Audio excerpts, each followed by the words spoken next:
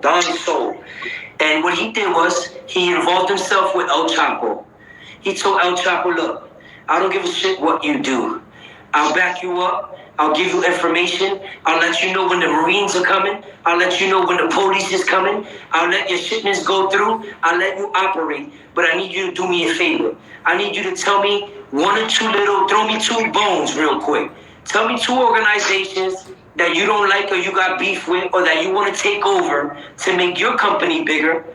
Throw me them so I can look good to the president, to the senator, to the secretary of state, to the federal police, and just flat out to our country. You dig me? So now El Chapo goes, oh shit.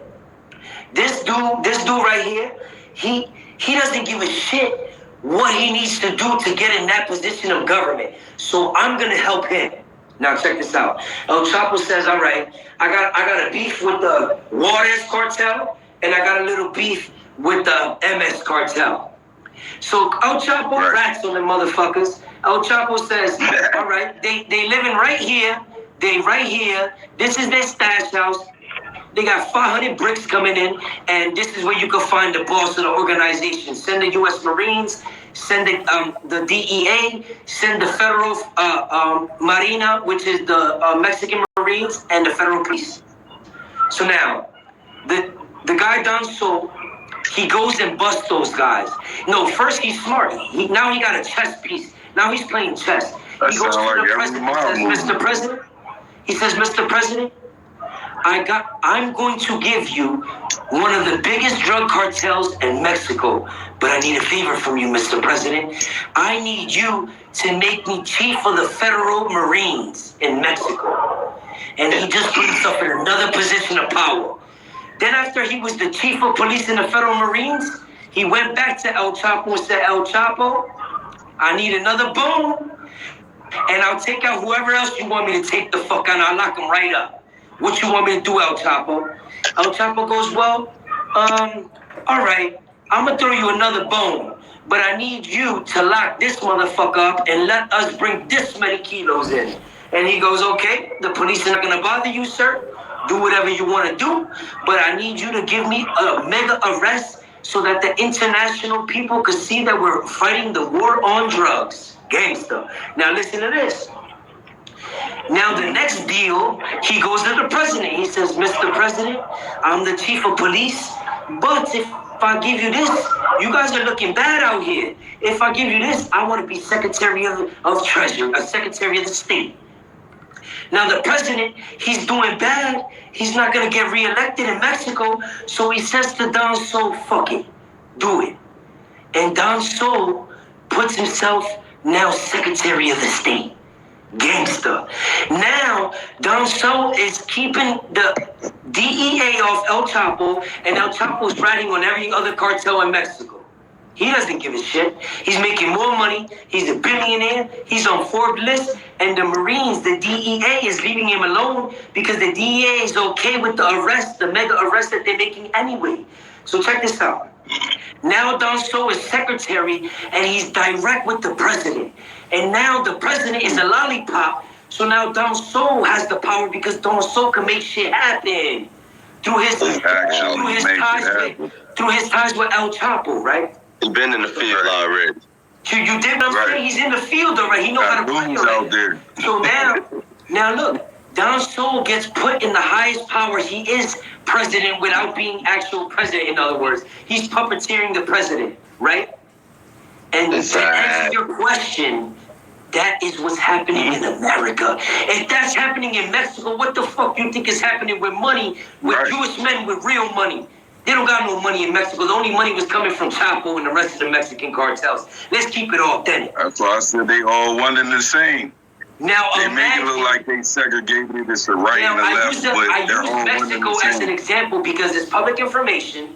It's 150 million documentaries, and it's been proven fact in the Mexican government to be so. And it's on Netflix and whatever other platform in the world. So that's proven fact. El Chapo had interviews. He said it. You know what? Netflix been some gangsters lately over the pandemic. Well, they know what sells. You understand? They know what sells. That's it. Netflix is the mega marketing organization, and they know what sells and they know what doesn't. But why Netflix ain't got Spider-Man on there though? Not to cut you off. Go ahead. Why Netflix ain't got Spider-Man on there though? Because like I said, you have to sign contracts. Netflix they're contract oriented. They only put you up if they have a contract with you. They can't. It's kind of like. But that's one of the biggest box office selling this year. Yeah, but they probably don't have a contract with them. Yeah, you got It's all in contract. If we can't make money off it legally, we're not gonna fuck with you. That's when it's that big, they don't need Netflix. Yeah, they have their own brand, bigger than Netflix. I'm not saying that Netflix isn't a huge brand. It is, but to get back to your question, right? So if I just explain how the ambition in Mexico was for politicians, for thriving politicians that want to get in positions of power in the country. If I just gave you a Mexican example that is a fact and is true, what do you think is going on here? What the hell do you think is going on? That's why I don't vote, because your vote really doesn't matter. No, it doesn't. It does, but it doesn't. It matters to the point that if you vote, you can say it does, but does it really? If you vote, does it really? If they play with the numbers, if they control the numbers, how does your vote matter? What I'm saying is this: they don't control the numbers. It might matter to you because you know you voted, but technically, when it comes down to the numbers, they don't fake the. Look what they do, bro. Another example in Mexico, El Chapo stood in line during the presidential election in Mexico. His men stood in line with machine guns and said, "You know who to vote for, homie." The only thing in America, the Italian mafia put JFK in the presidency. They use deceased social security numbers. That's what I'm saying. You can do whatever you want to do when you have a mega organization that people know ain't behind that shit. They control the numbers. When you know the people telling you, yo, you're gonna vote for this, homie. If you're gonna vote, it's gonna be this. When you have a strong, if you got a following after you, then your vote matters. But you know what I'm saying? If it's just that's you what it matters. individually, but our vote really don't matter because, like I said, unless we got followers. Put in place, if that makes sense. Yeah, you gotta have a following. Yeah, and you have to have the money. That's one thing I agree. Check this out. I mean, if you got the followers, everybody put in a couple dollars, you got the money. You buy presidencies. It's a group called electoral votes, right? Those basically are rich people. Those basically are rich people that vote for who they want to be in office. They can buy votes. So how does our vote count? You notice it. Like I said, we can never have someone that we want in the presidency because we don't fit the agenda. They have a criteria, and we can never have our good voice, a good brother that we will really be behind and back. That's why I don't give a shit about the presidency. They're never going to give us a chance ever. That's why they keep making the criteria harder and harder. Right. So we're not born into that criteria. All of their laws they made it for their kids to fit that criteria that they raised and that they. You know what I mean? All their laws fucking contradict themselves. Like, I don't get it. I done been in the prison system. I done been in that law library. Like, I see why them lawyers get so much money, because that shit is a damn headache. Yeah. Like, literally. Like a literal headache, because you from one sentence to the next, it contradicts itself. I don't know. That's just my opinion. No, I agree. I definitely agree. Because if I was a juvenile and I got certified as a juvenile without my parents or anybody present, how did that happen to a black man in America? It happens every day. Right. 80. What is it? What's that movie called? 93 Days. When there's the youngest execution in America. Yeah. They had to sit him on the Bible. They had to sit him on top of the Bible so he could be tall enough to electrocute him. Yeah. It's Like, people don't crazy. see this shit going every day, and they just they trying to get smarter, but I'm following them. So Like frenemies, he said you don't know your enemy if you don't learn them. I was watching a scientist from Harvard. I was watching an interview that he did, and he touched on the social media, and he said social media is like any kid. It's 10, 15 years old. It thinks it knows everything. It thinks it has the most power. It thinks it's always right. He said social media, if you compare it to the life of a child, it's so young and new. It's exploring. It's changing. It's constantly asking questions, and it's confusing. If you look at the life of a child, it's confusing. It's constantly changing. It's observing. It's different every day. Challenging. The Harvard scientist, he said, look at it like that. It's changing every day like a child. He said, when social media matures, what happened when you become 30 years old? The scientist said. He said, what happens? You mature. So once you mature, you slow down, you calm down, you start to think smarter, more intellectual, wiser. So what happens? Social media is going to become a smarter entity. It's going to be a full business entity. It's going to be a promotional entity, an entertainment entity. It's going to get away from that because people are going to say to themselves, oh man, we don't want to watch that shit. For the first 20 years, all we did was watch that shit. We don't want to pay attention to that. All right, yeah, you want to fight him. All right, you hate him. All right. People are going to say, after a while, you mature just like anything else. He said the people are going to mature just like cell phones. When cell phones first came out, people went crazy. People went crazy. Right. They went crazy. They still crazy. They can't put that damn phone down. But no, but do you see how? Do you see how it's slowed down though? Do you see how that all right, it's not a big thing. Everyone has a phone, you know, and now it's becoming. My child went on the device till it was like 12, my man. Tailor-made is becoming that. It's just gonna be like, all right, everybody got a platform. It's normal. Right. This is what it is. Yeah. This is like. More social distancing, less people got to interact with people and really know who people are and get to meet people and get to touch and feel people, get to see life and like. Look at the beauty of social media. I just met 3 great brothers. I would have never, ever, like they say, Friday, never, ever met you 3 brothers if it wasn't for social media. Right. Now, let's break it down. Let's keep it real. Not everybody. It's backfiring on them. How many people met their love of their life, their loved ones? How many people got jobs, developed a brand, was seen, were heard? It's a beautiful thing. It's a beautiful thing. It's a major marketing scheme if you use it in the right way. Yeah. Big business.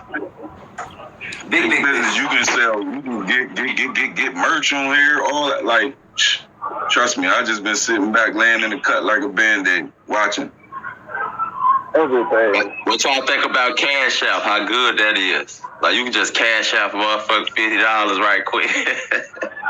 Well, they start charging now.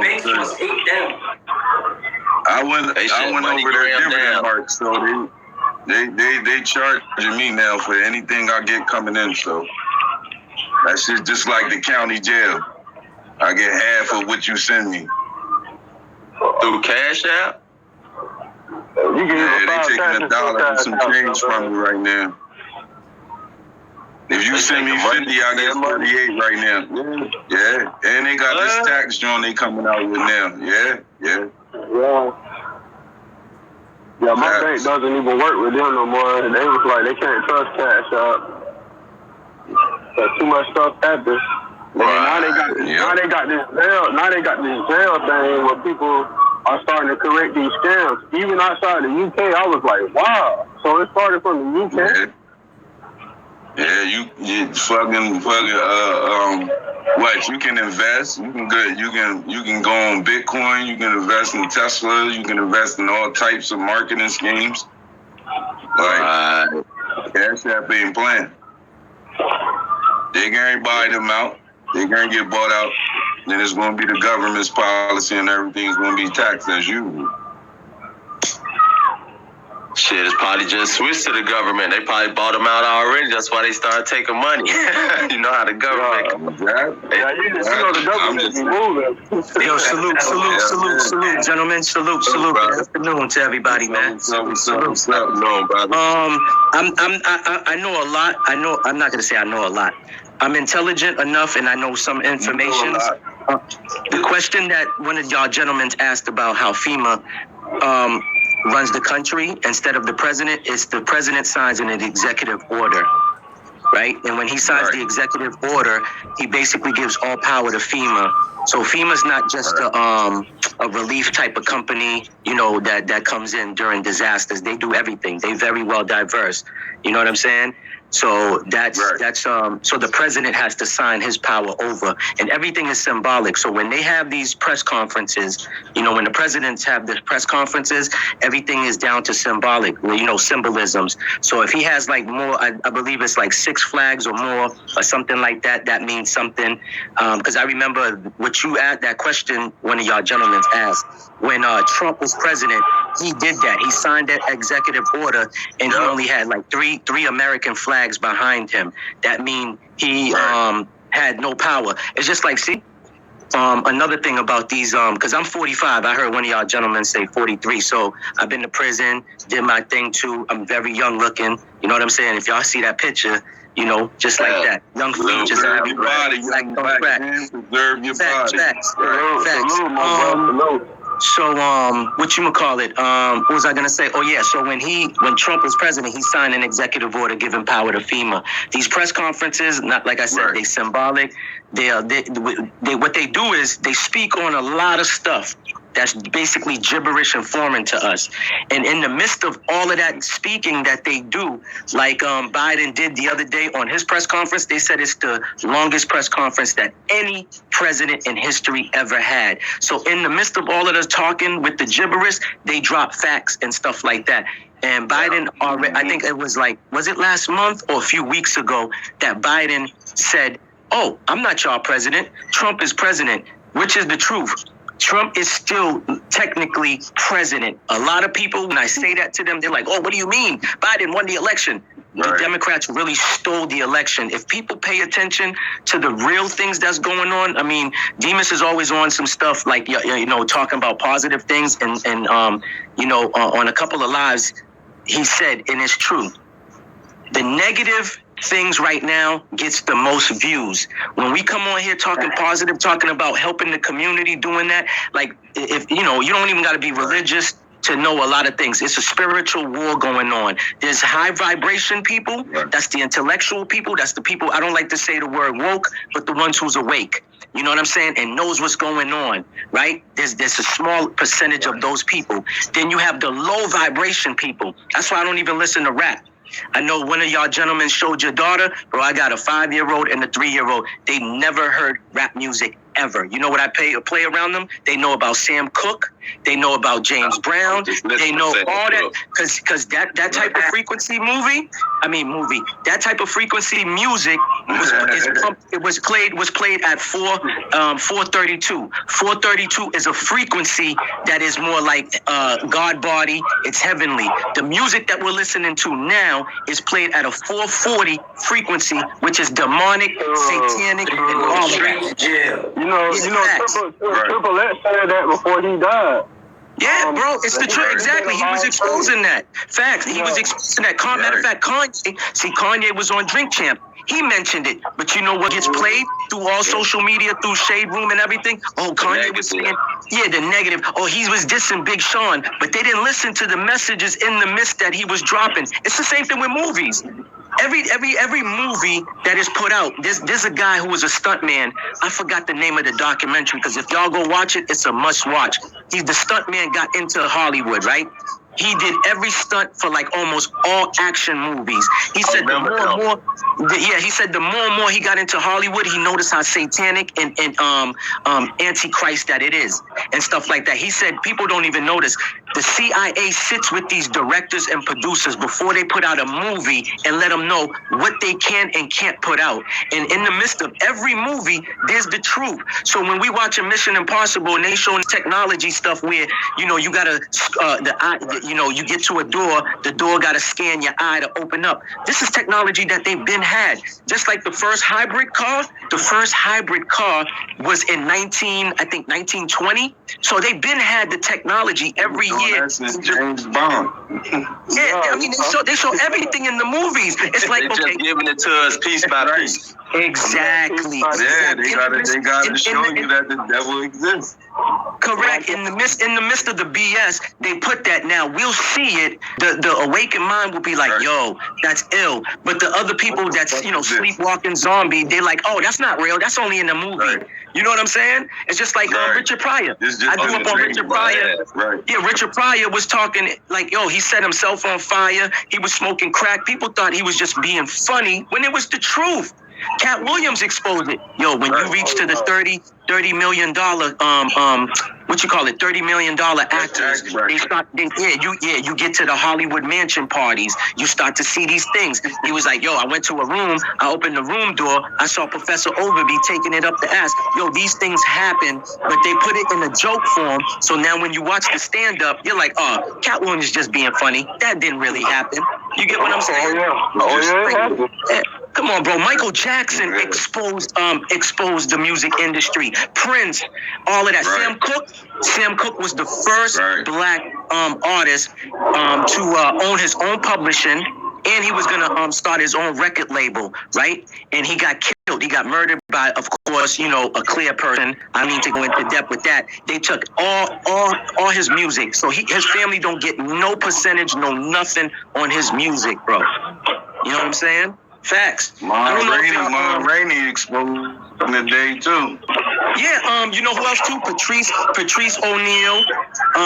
He was a comedian, stand-up comedian. He exposed a lot of that stuff. Paul Mooney was another one. A lot of these people, they want to say Bernie Mac. Bernie Mac. Facts. Bernie Mac was another one. People don't even know Steve Harvey and Bernie Mac had beef with Steve Harvey because he didn't want to sell out. Yes, he didn't want to sell out. Steve Harvey's a bootlegger. Yeah, no, facts, big facts, man.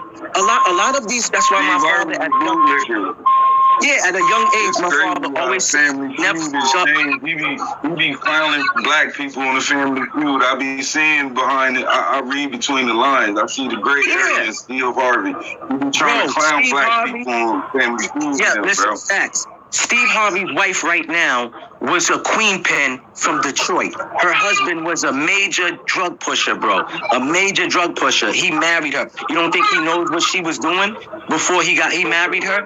Yo, and then people went and bought his book like, oh, Steve Harvey's saying he's telling women to think like men. How can women think like men? That's like me putting out a book telling men to think like women. Does that even make sense? And people didn't even do the background check.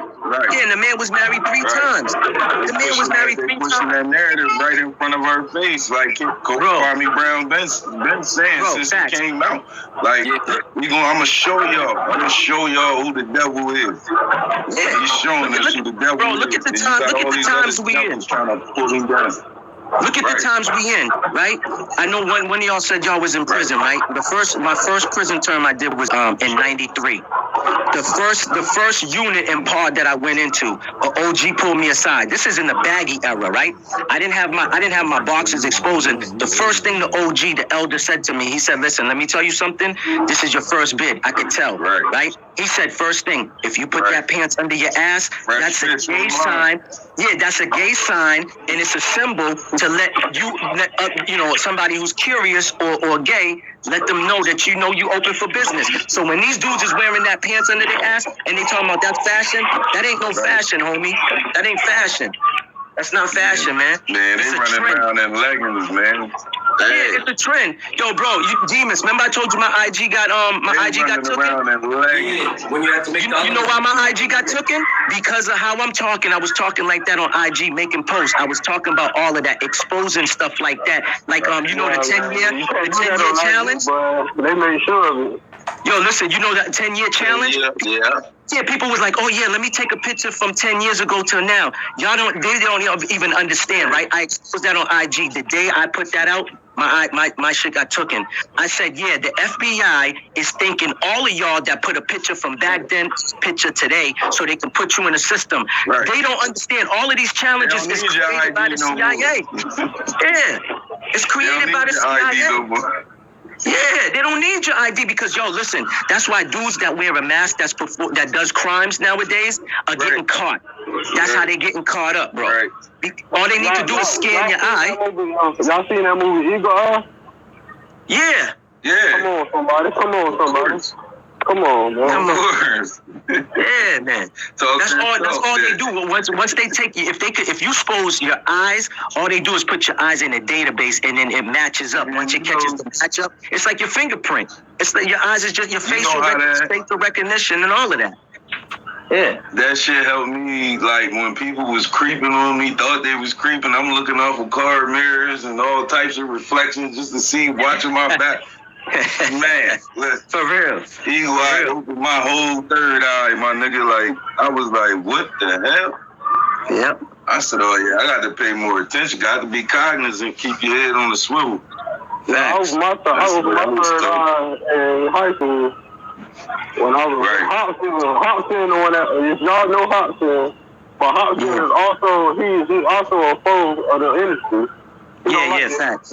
Guys, on my laptop, I'm seeing if I could go live with Kwame while we live right now. Yeah, I like, you know what I mean? Like, I was the one that was talking about prison, good brother, that just came in, you know what I mean? Because, like, I was certified at the age of, I went on a run at the age of 12. Yeah. You know what I mean? I stepped off the porch at, like, maybe 10. So, you know what I mean, age 12, I was hanging around the wrong people. I wasn't doing nothing because my mom was a witness. So I wasn't really into it. I was just watching and observe. You know what I mean? And I figured out ways of how to dip and dab, get mines, and get on out. Just around the wrong people. And they pulled me in as the last person because I dipped off. Like, I was out. I got family in other states, other countries. I was out. Yeah. So I come back to visit my mom. They come in the crib like 20, 30 deep. Take me out. I'm 14 at the time. Yeah. No parents, no nothing. Got me in this cold room with one shoe on, like some drawers and the shorts and the tank top. And I mean, they got this room cold as I don't know what, bro. Like, you couldn't even breathe in that room. Then the detectives come in, do their thing, say what they say. I tell them my side, which was always going to be a lie, because I don't never trust y'all. Always going to be a lie. I signed all of my signatures and shit that I never signed. I was underage. Where's my parents? That's what I kept saying. Where's my mom? Where's my dad? You know what I mean? At that time, my mom was into her alcoholism, but she still cared about her baby boy. I'm the baby. And that's illegal, too, for them to talk to you without a counselor or a parent. Listen. They convicted everybody. And pointed the finger at me. So you know what type of lifestyle you got to live? With that type of label put on you at a teenage? Luckily, the niggas that I fucked with was real enough to recognize and was like, nah, we ain't bringing no harm your way, little bro. We know you ain't had nothing to do with nothing. You play football, you play basketball, you in the sport. You out here trying to help these little kids build dirt racetrack to race their bikes on and shit like that at a young age, at 13 or 14 years old. My niggas wouldn't let me on the block because they knew I had potential. You know what I mean? They would, you ain't getting, take your ass home. And you getting your ass by everybody on the block and everybody in this row, in that row, until you get your little black ass home. Ain't no love like that no more. Nah, there ain't. Bro, that's why I do a lot of mentoring these days, bro. When I do mentoring, they calling me OG. I'm like, nah, I'm not your original gangster. I'm the man that's offering guidance. You know, my OG stand for offering guidance. You know, I don't want no negative stigma. Like you said, bro, I could go talk about the things I used to do. Kwame, give me everyone real quick. 1 second, you live right now with Kwame. He's about to bring me on the panel. I want to tell him that I'm doing a panel with y'all while I'm on his panel. Right now I'm backstage though, so you keep doing y'all. And when I say we up, that means we on live with him, alright? Alright, got you. Alright. Keep doing y'all. So working on the laptop. Alright. So yeah, bro. So you know what I'm saying? Like I did a lot too, but I don't like if I tell my story, I use it as a learning tool. You know what I'm saying? I tell the youth I'm not bragging. I'm just trying to tell you if I didn't change my ways and change my mentality, I wouldn't be here right now speaking to you. You know, or I would either be underground or, you know, on that forced vacation is what I call it. You know what I'm saying? It's a vacation that you ain't trying to take up north. You know what I'm saying? So I use that as a tool. You know what I'm saying? Like the oldest kids I work with is like 18. And the youngest I get is like 14. You know what I'm saying? Which I like that, but I don't. I like that, but I don't. Huh? Go ahead. We need more programs like that. We need more mentors, big brothers out here because, you know what I'm saying? You don't know how these kids' lives are. You don't know what they'll go back to when they go home. Facts. This is the start of it. This is the start of it right here. That's what they trying to do though. I mean, a lot of cities, they took out a lot of these things. It's just like how Kwame was talking about. A lot of these programs was already connected to schools. They took all of that out, like workshop, mechanic, like cooking class. Engineering. I asked one of these kids, a lot of these schools, like, I don't know about where y'all at. I'm in Boston. They don't have cooking classes no more. They don't got workshops no more. You understand? Yeah. They want us to be slaves. They want us to go to college when college we already know. Go ahead. You know what? Put something in place for you and tease you with it and be like, you can't have that. Yeah. Then you wonder back with aggression. Like y'all been doing this for years. Like niggas is tired, bro. Yeah, facts, man. I'm dead tired. Like, I'm tired as hell, my nigga. Like, I've been working since I was in prison. You had to work, so I was in there when I was 13. God bless me. You know what I mean? I opened up my heart to him and was like, I'm going to go back to my old roots, what my mama taught me. Some of that mama's cooking, but I say it ain't your mama's kitchen. You know what I mean? Do my own cooking here. If you ain't in my kitchen, get the hell out of my kitchen, get out of my way. I don't need nobody in my way while I'm cooking. You know what I mean? That's how my mama taught me. So, but back to what I was saying is like, when I went to prison, I got that real young. 14, 15, and they were grown men in the hole. Yeah. You know what I mean?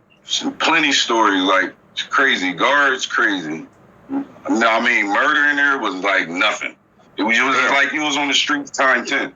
Facts. I seen that too, bro. I seen that too. That's why I said, man, if you surround yourself with people that actually care about your well-being, you're around people that's doing something, 10 out of 10 times you're gonna end up doing something good.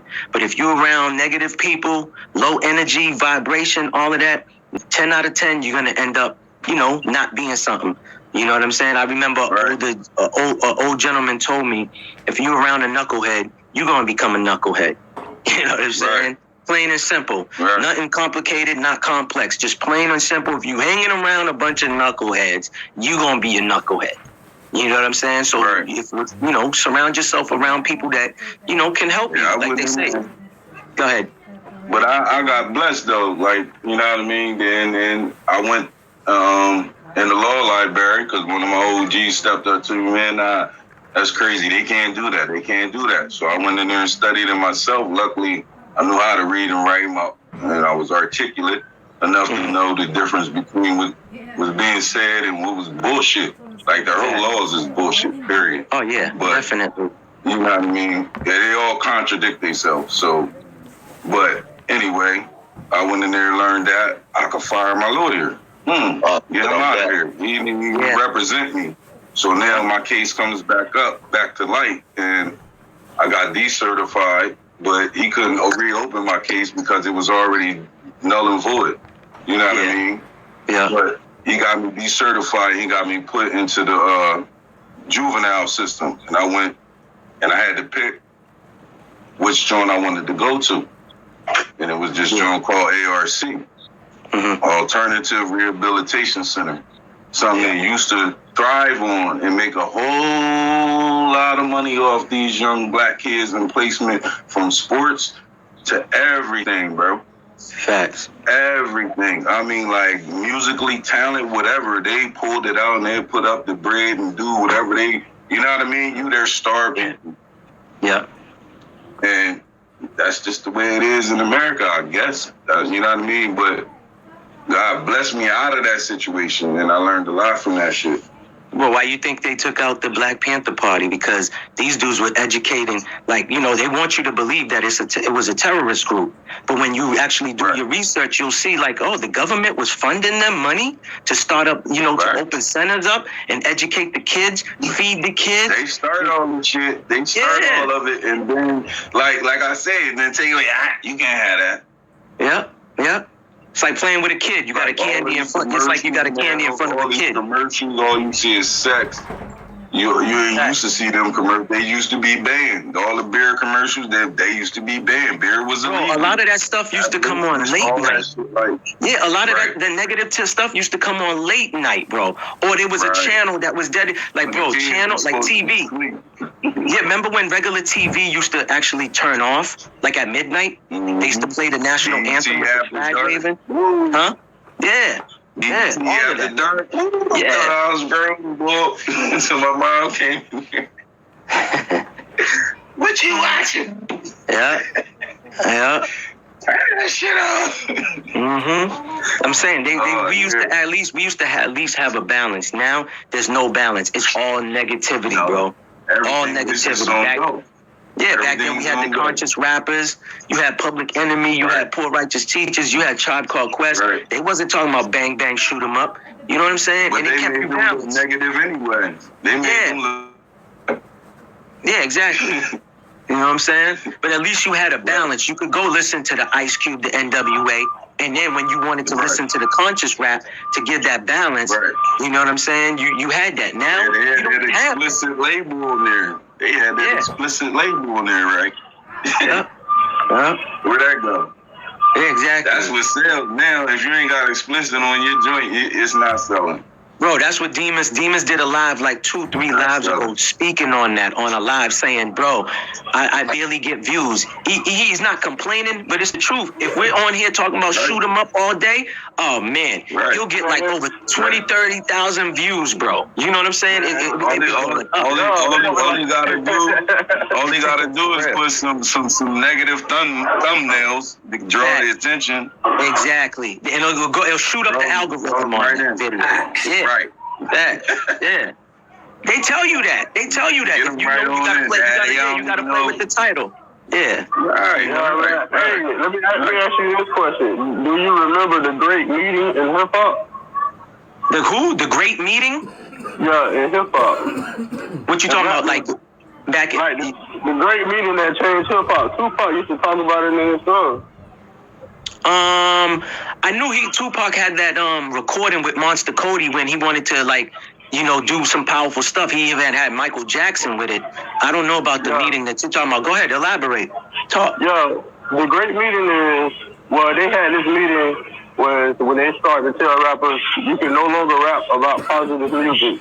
You got to rap about violence. You got to rap about killing, selling drugs. Oh, yeah. I know. Okay, I get what you're saying. Yeah.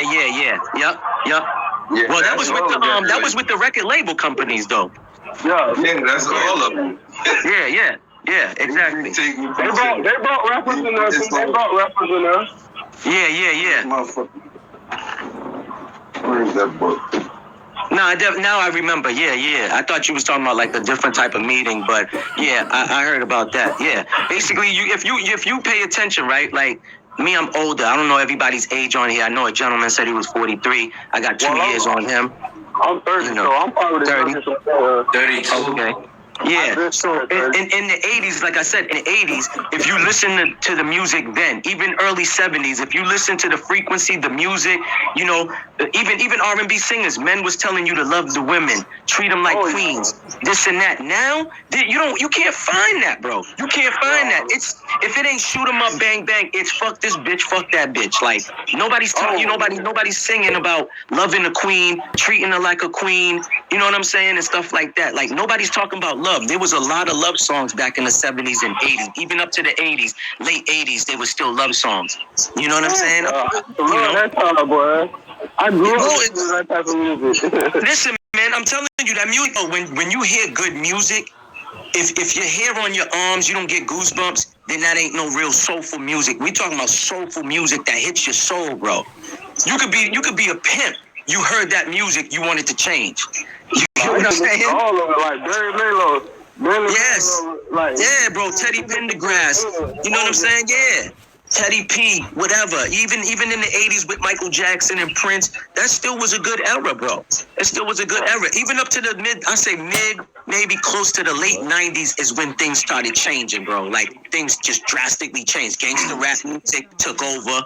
You remember what I'm saying? They kicked out a lot of, the conscious rappers that was speaking, positivity and stuff like that. You know what? It's just, like these positive rappers that's in the industry now these days are complete frauds, just like these preachers out here. They're complete frauds. Facts. Yeah, you rapping about like let's say like Kendrick Lamar and J. Cole. Yeah. Okay, a lot of people don't know J. Cole. J. Cole started rapping gangster music way before he came out into the industry. Yeah, correct. Killing stuff and all of that. But I looked at it like, because what I do is I analyze underground and I analyze mainstream. Yeah. You got mainstream rappers that's been out here rapping years, way before these rappers even came into the industry, and they don't get no recognition for it. Like this is right. He was one of those woke people that spoke about a lot of things, and his music was selling, but he didn't get the recognition. Here, sis. What happened? Hey.